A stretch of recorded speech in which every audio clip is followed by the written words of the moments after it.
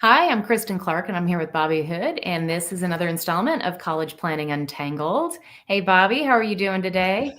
Just great. I know you had a great weekend getting to see the Horned Frogs play football, and I know my brother's now planning to go next weekend to the Rose Bowl. So Yes, my exciting husband. week. I didn't go to the game, by the way. Oh, okay. It was a win-win for us because Steve got to go to the game, and Right. I got to hang out with my cousin, which was Oh, perfect. that's wonderful. Well, it's Yeah. great.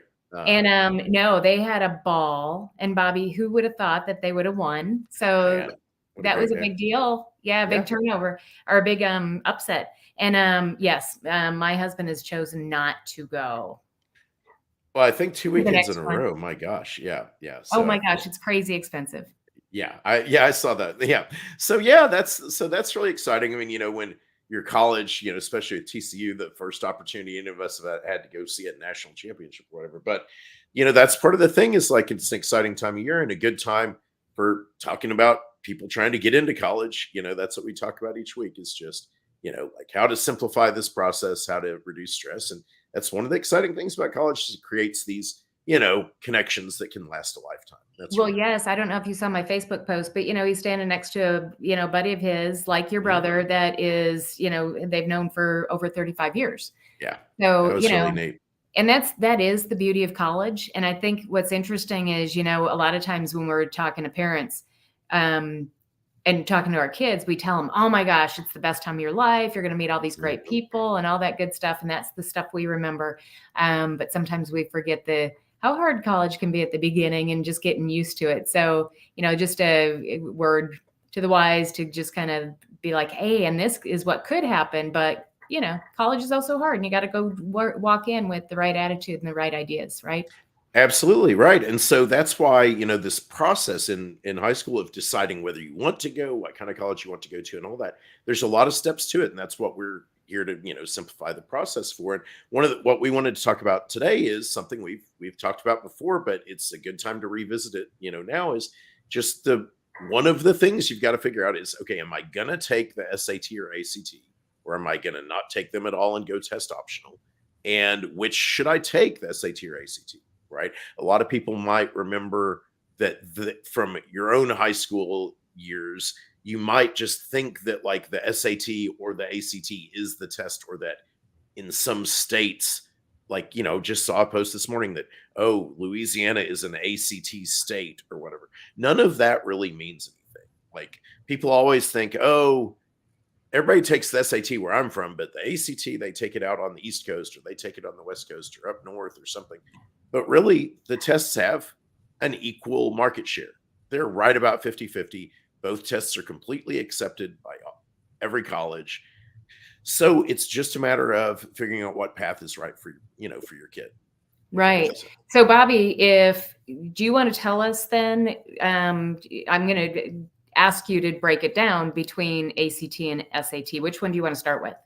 Yeah. So I think like I'll start with just by saying, at least in recent years, it seems to me like most students have an easier time on the ACT. Uh, but they don't know that. And so it's really interesting. And you can put it in pretty simple terms. I guess maybe start with the SAT feels like to a lot of people the more traditional test, the test that most people take. But that's just because they've all heard of the PSAT, since everybody, takes the PSAT junior year for national merit purposes.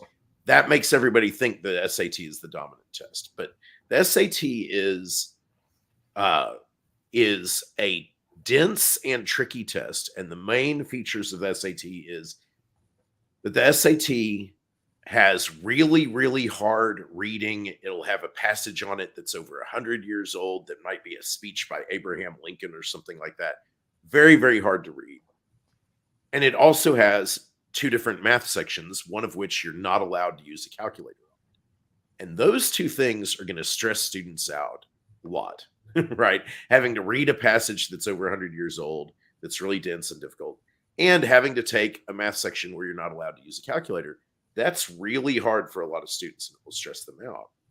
And that's a good reason why the SAT should not be just the default for everybody. Yeah, because I can tell And you too, like for my kids, one did much better on the ACT, one did Mhm. much better on the ACT. So it really depended on the kid. It does. It does. So each student is individual and right. And so now the other thing though is the ACT is actually an easier and more straightforward test, but it is way, way more time pressured than the SAT.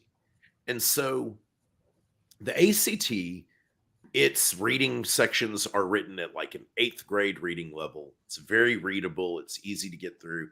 Uh, the math section allows you to use a calculator the whole time. The math section tests a wider range of stuff, but that means you're not all focused only on kind of algebra 2 like the SAT is. So, you have more chances of finding things that you know how to do. But so the ACT is an easier test overall. But because of the time pressure, if you hand a student both tests and they were to take both of them at home, they're probably going to like the SAT better because they're going to run out of time on the ACT. The first time most students take the ACT, they run out of time, and they notice that time is running low and then they freak out and then they leave half the section blank, but they get right most of the questions they did. And so if you just take the tests, you're probably going to feel like you like the SAT better, when in the long term, it's probably easier to deal with the time pressure. With practice, you're going to get faster. Mm-hmm. But with practice, you're not going to suddenly be able to read and understand, a 150-year-old, passage, speech by Abraham Lincoln, right? Yeah, And because they so, talk funny. right. Well, I mean, it really is. They use words that are not common anymore, that Yeah. very dense sentences and all that. And so the answer is just like, it is different for some students, because some students, the time pressure really is something that is going to make the SAT better because it is less time. Tell me this too, Bobby. So for my oldest son, he's really good at math, and Mhm. he was the one that preferred the SAT. Yeah, absolutely. Does that correlate? It does kind of, yeah, absolutely. As in, if you're really good at math, that does mean the SAT math section is going to be way less intimidating. And if you're really good at math, you probably are able to also deal with the trickiness of the verbal sections. But like the flip side is more important, which is, if you're bad at math, then you absolutely 100% should be taking the ACT, because the ACT, the math section is 1/4 of the test, and they have 4 scores are averaged together. Whereas on the SAT, math is half the test, right? And so you kind of need to be really good at math to even consider the SAT as part of the game, right? Well, that And that's starts to fall together for me too, because my little guy, oh my it. gosh, it took him hours to get through his math. He just hated Right. it. Well, Yeah. see, and this is what's so great when I work with students and I say, okay, look, you scored, and I had a student yesterday scored 32 English, 33 reading, 19 math, right? And like 25 science. And I said, hey, this is great, because that science score, really easy to move that up to the same score as you're reading. And then who cares if your math ends up being a 23 or something? If you're scoring in the 30s on everything else, you can score 33, 34, 34, and then a 22 on math. That's a 31 average score. So, like, who cares? Right. And Right. so that's the thing. But it is individual to the student. Students do need to check it out. The great thing is, once you prepare for either test, you are prepared for both tests mostly. The strategies apply to both tests. So don't stress about which one. Just start working on one of them. And the last thing that's really important to say is, you should always practice using real, actual past SAT and ACT tests. And they're not super easy to find. If you go searching out, on the internet, you're going to find all sorts of things that aren't real past practice tests. So anyone who's interested, even if you don't want to tutor with me, I am happy to provide you with some real tests to take. If you want to just check it out, I'll send you practice tests to take. Take them at home, have your kid take them at home, see which tests they prefer.